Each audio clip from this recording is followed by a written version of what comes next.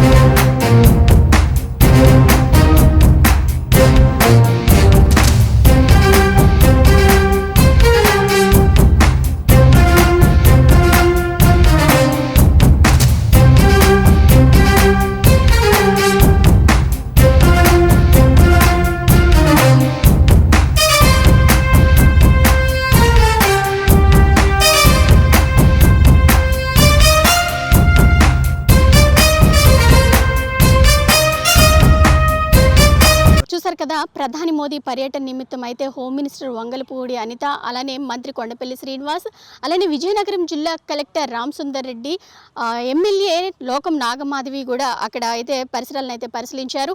అంతేకాకుండా విజయనగరం జిల్లా SP Damodar IPS కూడా అక్కడ ట్రాఫిక్ అలానే పార్కింగ్ పై కూడా పలు సూచనలు అయితే చేశారు. అంతేకాకుండా మోదీ పర్యటనలో ఎటువంటి ఇబ్బందులు కలగకుండా అధికారులతో కూడా చర్చించడం కూడా జరిగింది. మన సంస్కృతి సంప్రదాయాలు ప్రతిబింబించే విధంగా అక్కడ ఎయిర్పోర్ట్లో అయితే మొత్తం కూడా ఇంటీరియర్ డెకరేషన్ కావచ్చు, మొత్తం అంతా కూడా మన సంస్కృతి సంప్రదాయం ఉట్టిపడే విధంగా అయితే తీర్చిదిద్దారని కూడా చెప్పొచ్చు. అంతేకాకుండా ఈ విజయనగరం జిల్లా భోగపురం అల్లూరి సీతారామరాజు ఇంటర్నేషనల్ ఎయిర్పోర్ట్ని జాతికి అంకితం చేయనట్లు కూడా ప్రకటించారు అధికారులు.